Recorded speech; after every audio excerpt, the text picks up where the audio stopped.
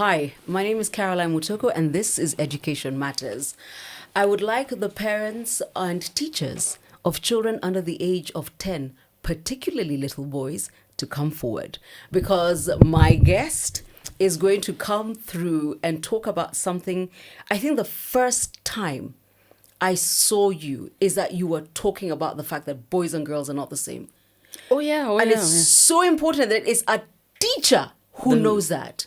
But first, you must introduce yourself because they must go and find that particular item you did. Please do. Yeah. Hi, my name is Esther Mokaya. I am known as Miss Mokaya online. I host the Teachers Podcast KE. Obviously, by now you should know that I'm a teacher. I teach preteens, teens, and almost adults. And just look up the Teachers Podcast KE on TikTok, on Instagram, on YouTube. You'll find me there. I'm passionate about safeguarding children, but safeguarding children is not keeping children under lock and key. Is allowing them to experience things. So I have an 8-year-old going on 32, and Esther has a 9. 9 going 10 in a week. And I will never forget the day I saw that TikTok when you were like, I wish teachers understood. Yeah. Little girls and little boys are not the same. Yep. Little girls can sit down, you give them an assignment, they'll color, and when they finish, they'll raise their hands. What do I do when I'm done? Welcome to Little Boys. Over to you. Hata niko na chai sasa. This is for tea. By the way, this is for tea. Let me give you context to that video. I was going for a workshop somewhere, and they were talking about neurodivergent kids. Yes. And how they show up. Yes. And I did not like how that person described the children.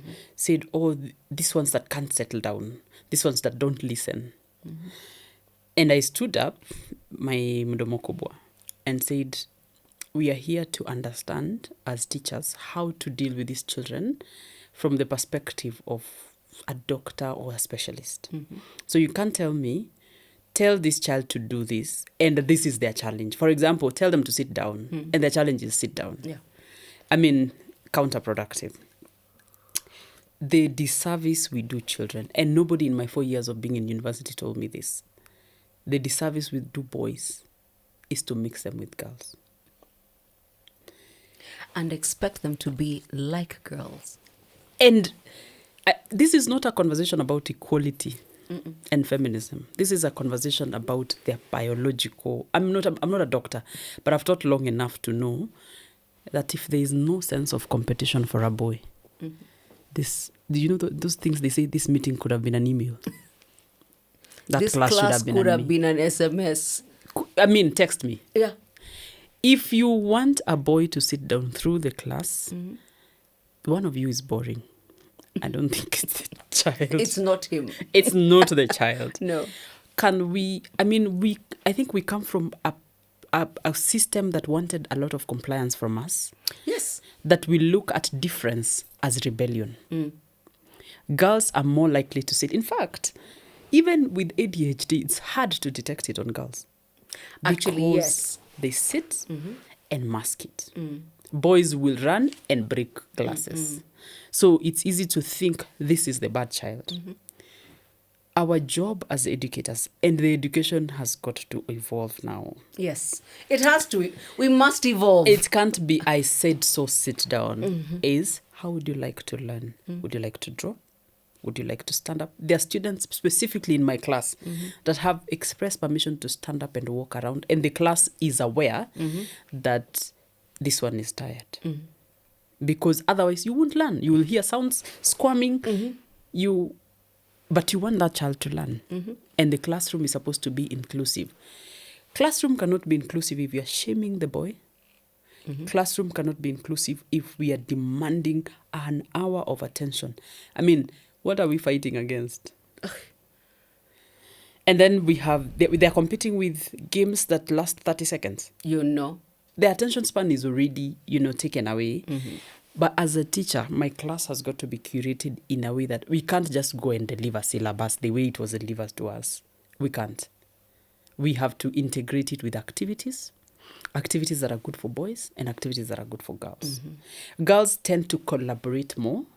Boys will compete. They compete what do I get out of it?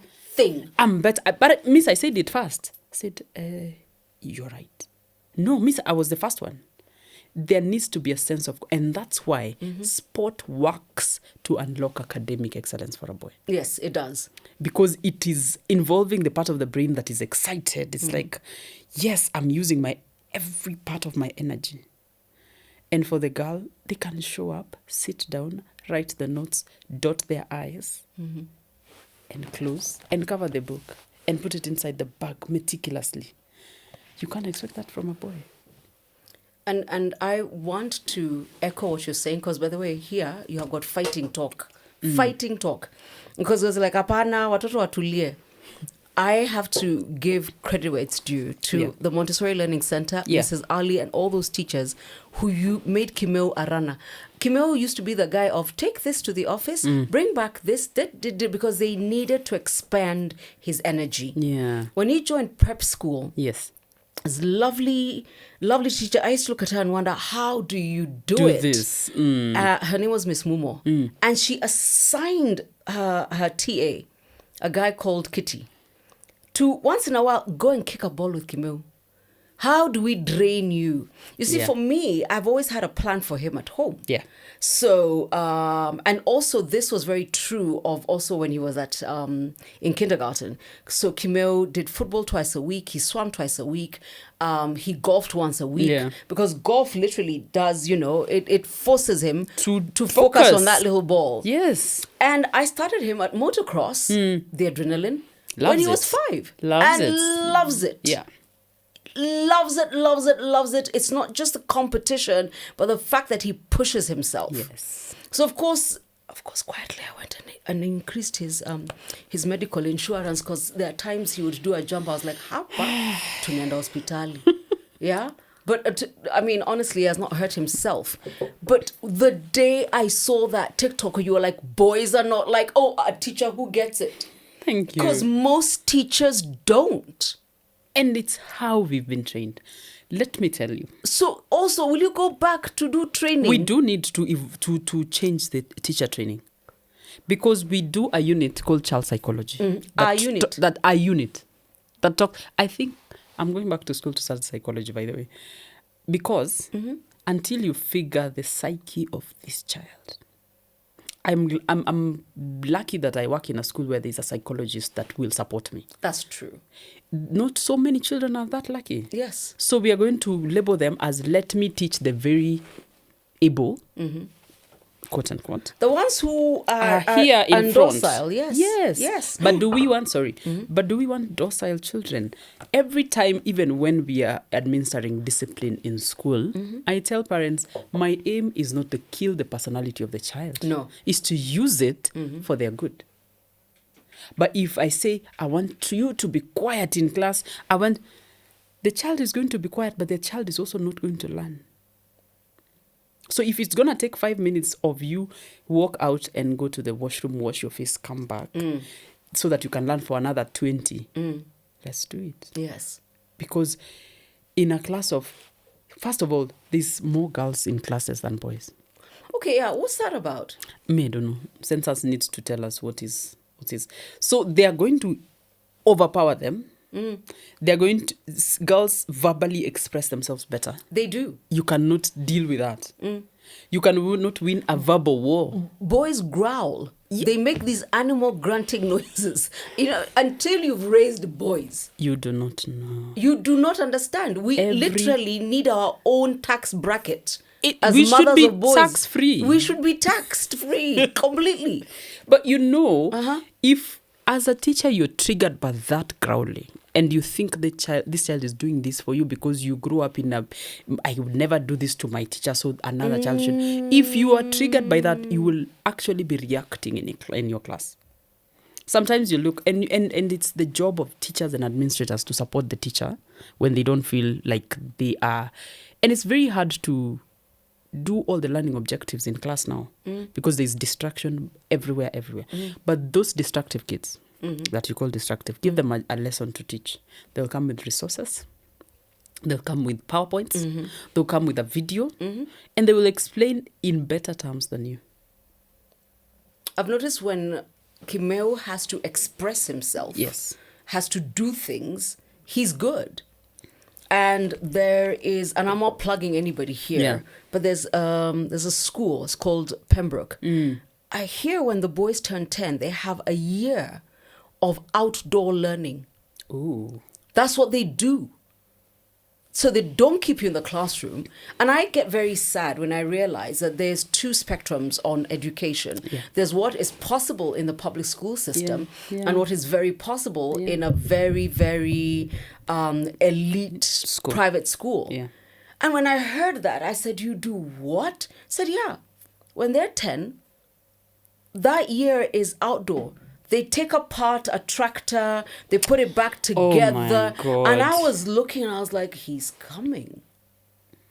Because if his energy is what it is now at 8, Yeah. as he hits Yes. his pre-puberty, Yeah. I don't know what we're going to do. And the disservice that we have is that under 10s are mostly taught by women. And I love my women teachers. Yes. But they don't know how to deal with that energy. So you'll have one teacher that is overwhelmed. Can I also say this? Yeah. This TA, Yeah. Mr. Kitty, Yeah. Mr. Kitty, every time Kimeo had an episode at school, he would tell me, you know, he's a boy and he's an African boy. And But can it we is- put that context of African? But it's just trickled to me because you said the disservice we do is that these boys are taught by women. And women are like, what is wrong with you? Can't you sit? Because that's what I do. Yeah. That's what the girls do. Yes. I've been a Sit. girl all my life. Sit Yeah, down. sit. So they will be so frustrated.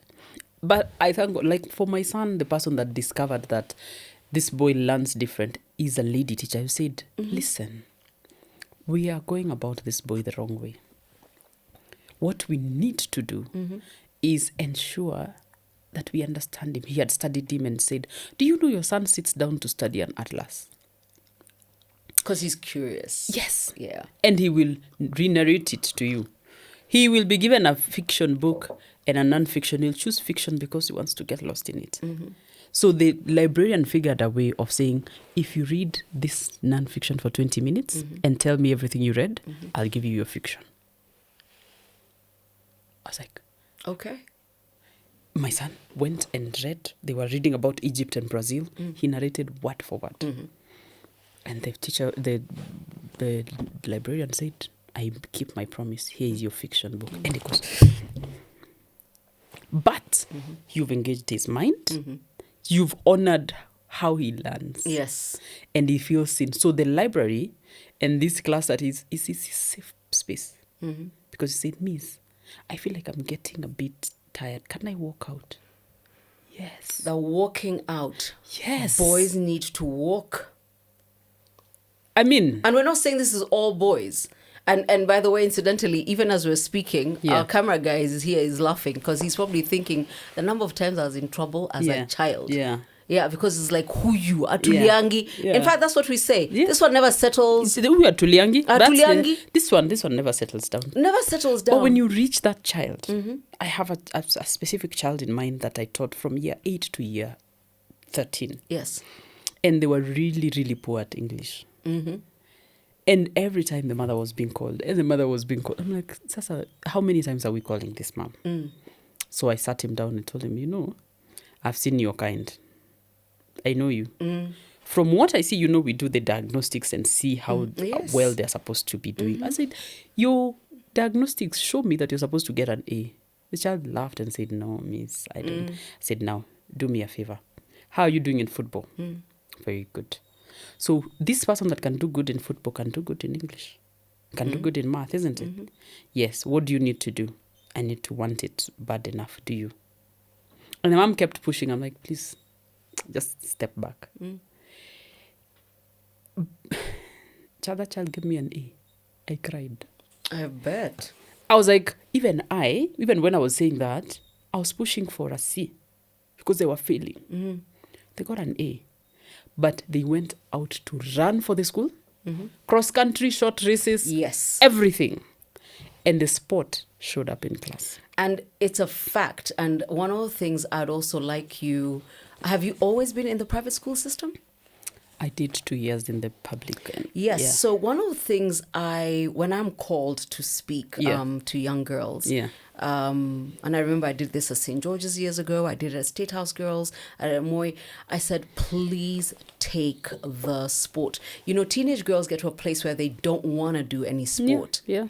But the thing is, it's also a great way for them to get an endorphin high. Thank you. To release their nervous energy. For them too. And it shows up in their academia. Thank you. But, you know, in the public school system, swimming can be replaced with double matter. And we teachers. Yes, We need to stop that. Okay. We do need to stop that. But teachers and teachers only. Wengine, we'll get to you. I know you have a syllabus to cover. But we are not raising robots.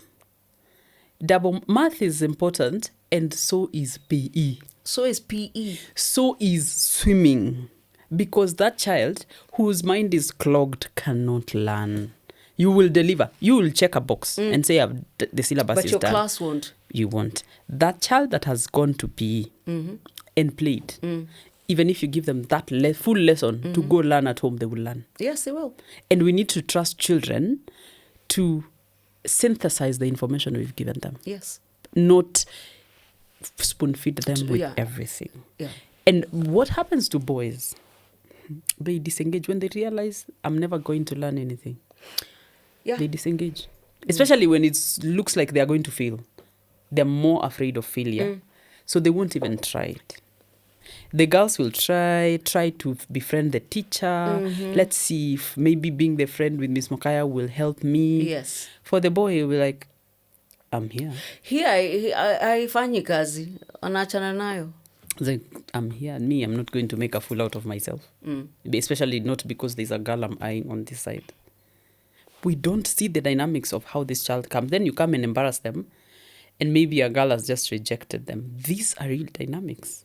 They are real.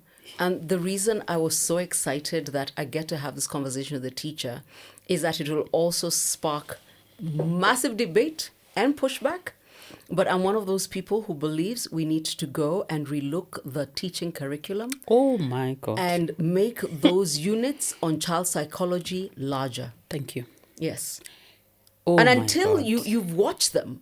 Oh Lord. Even you know, and I've always said, you know, I bow to teachers because the first time I saw my child at a Christmas play, I was like, is that mine? no, there's somebody who put 20 of these people together and got them to do the same thing. Oh my. But I don't know if you've ever seen this. And as parents, please watch this because the plays will be happening. Yeah. Especially when they're tiny. Yeah. Yeah. And we're talking about kids under 10. Yeah. When they all, you know, they come to stage and then the teacher is sitting usually just below the stage, telling them, reminding them what to do.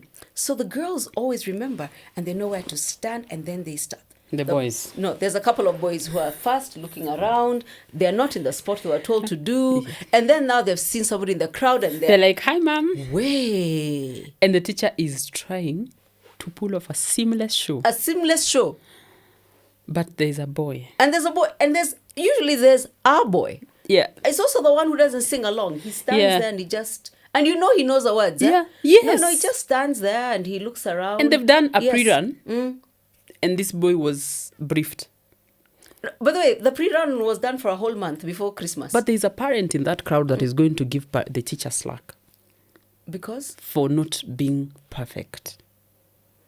No, I as parents, let's also support the teaching community as they begin to reshape what education looks like. Yeah. And especially little boys versus little girls. Yeah. And you know it. I remember when my daughter was graduating from kindergarten, you know, there's a dance, and sometimes the dance is done with pairs. Yes. But it is the girl who's always reminding the boy, this is where we do it, this is where you turn, this is, because they have to be led. First and foremost, all little boys have like 3 feet. Left. 3 They've left got feet. no rhythm. All little boys are just... There's one outlier in the class who's got like his groove. Yes. And that's the outlier. And that's why he's famous. And that's why he's in front. He's in front, by the way. Yeah. But the boys, even the dance that they all practiced, it Yeah. looks strange on the boys. It does. Like, who trained this one? Because it's a whole class and they're a little bit off the beat, but they're in, but they're off the beat. And it takes a full term Imagine. of rehearsal for them to do. So, and it's that childhood that goes into teens and preteens and adulthood. Yes. And it's the messages that we give them that continuously shape who they are. Yeah. And how they show up. By the time they are 18, they're like, yeah, women said, yeah, school said, yeah. Yeah. And that's why now boys want to be as far away as possible to conventional careers. Because the conventional career they remember is you making me sit down. And do things. Torture. Yeah. It's torture for them. They're like... Actually, you are more likely to find women doing well in what you call conventional Thank work you. than young men. But boys would rather deconstruct. You talked about And it. do things put their a track own way. aside. Yes. And put it down and question. Like, so what my son likes when we're fueling, he'll get out with the attendant. It's like, so what color is this fuel? Yes. My daughter couldn't care. He's like, that's weird. Neither would I. I mean, are we good? Can we pay? Can we go? My son wants to see how the pump feels. And those are the things we start telling them. Oh, behave yourself. The child is curious. Curiosity is not a crime. It's actually us to feed that curiosity and see where it goes. So what programs are in schools, other than the curriculum, that is making this boy come out? If he's a public speaker, what is the program in school? So we need to even design our clubs to respond to the needs that boys have. Not the other way around. It's not the boys to fit into the curriculum. Our exams need to evolve. And I was talking to the CEO of Brisbane Schools the other day. They're like, why are we still examining the way we do? There's a child who would rather speak. Years later. And when they speak, and I would give a parent feedback, I say, when we are talking in class and this child answers my question, they're perfect. Tell them to write. Anxiety kicks in. They are slower in writing. They would rather act. They would rather draw. And if there is a child in my class, I say, whatever I'm going to say, draw it. My God. The pushback. It has never been done like that. You can't change things overnight. Yeah. And I do want the debate and I do want your comments as teachers, but also as parents who've noticed what we're saying. Yeah. Because honestly, something's gotta give. Something's gotta give. And probably this is the first time anybody has dared to say, little boys and little girls, and as we speak, you're noticing it. You're like, actually, they are different. They are different. Don't get us started on the neurodivergent kids. Nobody has studied that. Yes. We are just throwing them to the learning support team. Yes. Or the special education. How many schools have a special education teacher? Do you know? How many? How many? And what experiential learning are we doing? So the boys are doomed because teachers expect. Teachers are doomed because the ministry and the regulating bodies expect. Yes. And so it goes that way. And we go to college and teach these teachers the way my father, who was a teacher, who is 78 now. Who was taught. How he was taught. Yes. That curriculum cannot work with my son. But it's not going to work. But you know what? We will change from 844 to CBE to everything. The teacher remains the same. Because the teacher was trained the same. So the teacher is barely surviving also. Yes. They're like, yes, you have changed the curriculum. Have you changed the methods? Nobody has equipped the teacher. You go figure out. We must have that conversation. And then as a leader, I'm going to show up in class to appraise this teacher and be like, this wasn't done well. The teacher is in survival mode. The child is in survival mode. The country is in survival mode. Parents are in survival mode. Thank you. Yes, because why is your boy the one who can't even just stay on stage? And because you came to my class for 30 minutes, you think you have, an assessment of the entire class. Yeah. But that's the day this child did not even have their physical energy expended. So they are behaving this way because. But the teacher is, I must deliver a perfect class. Can we put perfection to the side first? Can we meet the needs of these children? Can we connect to those children before we correct them? Because a child who is seen will shock you. Will shock you. Boy or girl, will shock you. Yeah. And both of us, I mean, her son is 9, my Yeah. son is 8, going Yeah. on 32. Yes. If you've met my son. But also to Whew. validate what you said about the things they like to do. Yeah. At the farm we have in Machakos, we've got quad bikes. It's how we get around because Yeah. it's kind of large. And Kimo was on the quad. Then last year, we found out he knew how to jumpstart the damn thing. He's like, no, you put this red wire here and this one. And I was like, first and foremost, so there's 2 things you do in that moment. You're like, I don't Danger. want you doing that. Yeah. Yes, because it's a danger. Yeah. But there's a part of you that says, oh my goodness, I'm He so figured proud it of him. Yeah, out. he figured it out. So but how good. did he do it? Yeah. When the bikes are being fixed, he hangs out with the mechanic. And watches. And he watches. So that's the thing, Caroline, modeling. He watches. So literally, so a part of me is like, so where do I start putting my car keys from now on? Yeah. Because this guy, He's going to drive. he's He's going to drive. He's been watching. been watching. Yeah. That's the thing. The modeling that happens. And that's the thing that we have lost, the sense of community around who is the village around the child. Because let's be honest, we also cannot raise these children alone. No, we can't. We must go out and make a deliberate community. So who is the mechanic is giving informal education. And remember, he's very curious. So what happens is when he's there with the mechanic, they go, they do, they talk, they Yeah. talk, na hii ufanya nini, Yeah. and this is why, and this is what you do, and So he turns around and says, it's not a problem, Mom. I know how to jumpstart it. And remember, he also doesn't self-censor. Eh? Yeah. So it's only later when he realizes, I shouldn't have told Mom, I know how to jumpstart. But you the know quads." why? It's a very relaxed Yes. environment. Yes. It's not the class where I'm supposed to keep quiet for an hour. It's, let me try this. Even if it failed, I'm not embarrassed. Let me try another. It's like, Mom, I learned. Your reaction to I learned will determine whether he will tell you next or not. If there's one thing I would like to promise myself, and I hope I deliver on it, is that as I kick off that kindergarten I told you, I've put up in Makueni County, is that I will spend time and resources making sure my teachers have the tools from a child psychologist to understand these little people. I understand they went to wherever they went. KU, wherever they did ed. Here they are. But these, I don't think any other teacher should also be exasperated because they're like, Sasa hawa. No, there's who's usually this? 2 to 3 boys in a class. Our cameraman is laughing again. It's 2 to 3 boys in a class. Yes. And they just can't be contained. But there is always a teacher who does not find trouble with those children. Yes, What figures do they out do? what to do with them. Yes. There's a teacher. Yes. Yes.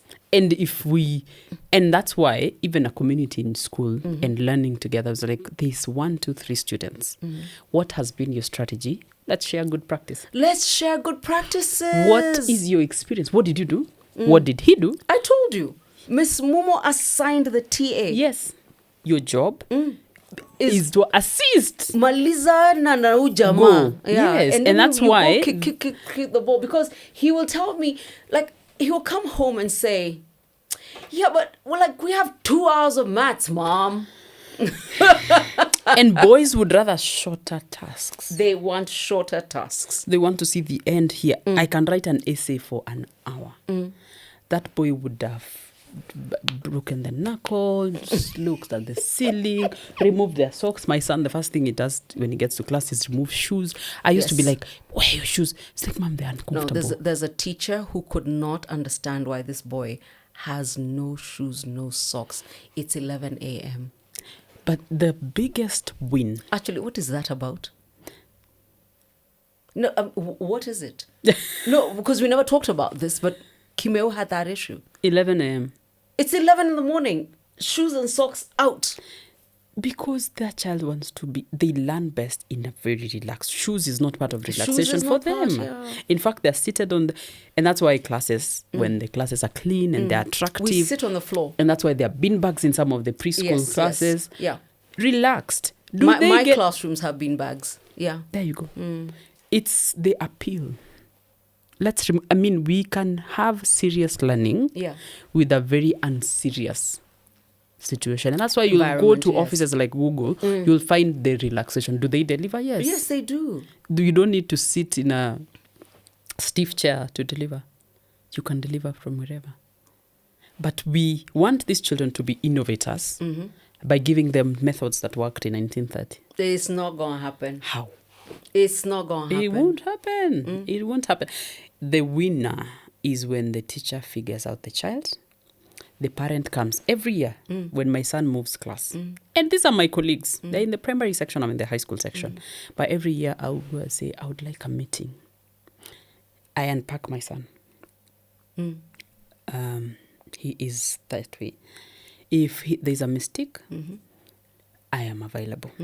Don't treat me as a teacher, I'm a parent. I'm a parent, yes. As far as this child is concerned, I'm mom. Number 2, there are people you must call into this table. My husband, his brother. Because those are the sense of authority to him. All right. He fears looking bad to his uncle. Yes. And because the uncle spoils him, I don't want to...